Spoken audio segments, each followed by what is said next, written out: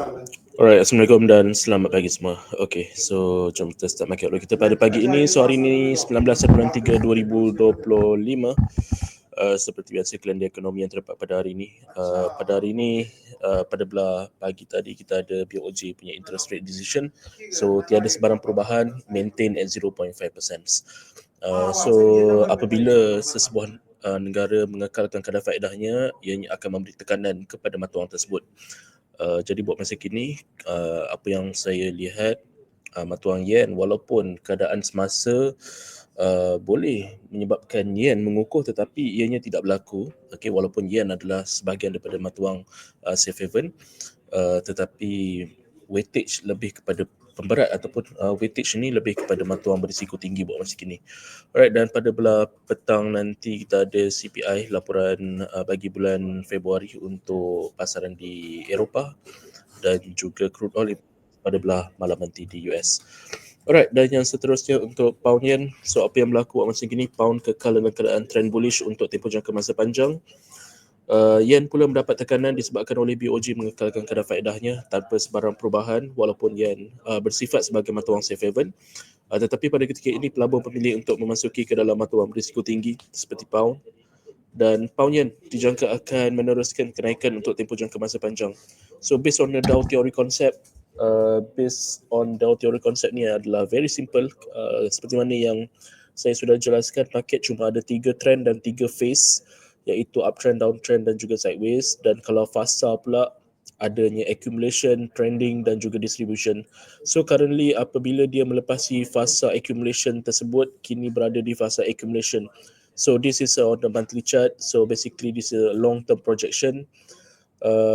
And kalau anda dapat lihat dekat current market price tersebut, saya ada lukis, saya ada letak P, P and T kat situ. So P indicated as a peaks, okay, and T as a trough. So trough pada bulan lepas dan beberapa bulan yang lepas sekalipun, kalau kita lihat sudah hampir 1, 2, 3, 4, 5, 6, 7 bulan, hampir 7 bulan sideways pada paras tersebut.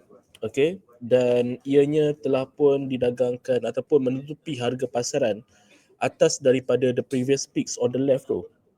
So basically the trend is still in upward momentums, but of course on a lower time frame, weekly and also daily, you will see a slightly movement to the downside. But on a long term projection, the trend is still going ataupun is still on an upward momentum. So uptrend channeling is still intact. There is no major retracement to the downside for now.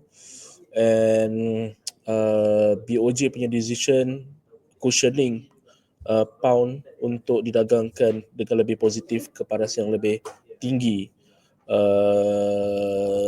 di masa yang akan datang.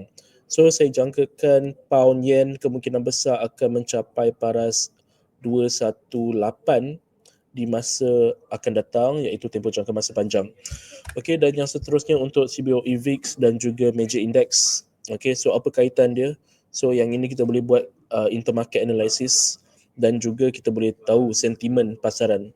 So CBOE VIX digunakan untuk mengetahui pasaran semasa punya sentimen. So buat masa kini CBOE VIX menurun daripada 25 mata ke 19 mata. So it is indicated that sentimen pasaran pada ketika ini daripada dalam keadaan ketakutan sudah mulai reda, dan apabila CBOE VIX menurun, ianya akan memberi sokongan dan peluang kepada indeks Amerika Syarikat diapungkan tinggi semula. So kalau kita lihat all three major indices ataupun averages buat rebound, technical rebound apabila mengalami kejatuhan pada tempoh hari. So basically apabila indeks dalam keadaan kejatuhan, ini bermakna saham-saham juga berada dalam keadaan yang murah pada ketika ini. So VIX juga menunjukkan adanya retreat dekat dalam VIX punya points. So major index akan rebound. So ini adalah satu peluang kepada institusi ataupun retail trader untuk buy back at lower price. So this is what we call as a buy on dip. Okay, so buy on dip maksudnya kita buy balik pasaran pada harga yang lebih murah di paras yang rendah. Okay, so kita ada soalan daripada Idan. CBO EVIX ini ada kaitan ke dengan gold, sir? Okey, CBO EVIX tak ada kaitan dengan gold.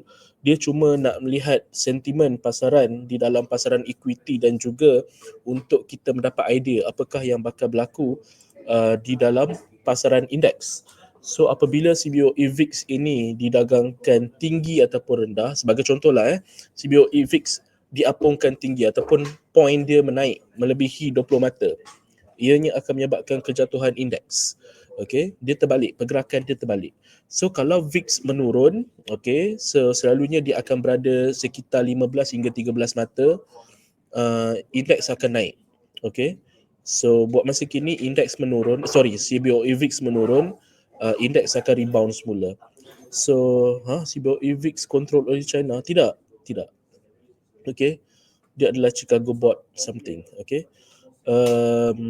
So apa yang berlaku adalah ini cuma nak melihat CBO EVIX ini, kita nak melihat sentimen pasaran. So dia dinamakan sebagai sentiment index ataupun greed and fear index untuk kita melihat sama ada pasaran dalam keadaan yang baik ataupun tidak berdasarkan human psychology dan juga sentimen semasa. Okay, so sekarang ini walaupun keadaan tidak menentu, tetapi kalau kita lihat daripada sudut teknikal, ia menunjukkan keadaan sudah mulai reda berkenaan tentang tarif dan sebagainya. Seterusnya pasaran mulai rebound. Jadi ini apa yang dinamakan sebagai buy on dip. This is an opportunity for those who trade in indices or index and also in equity market.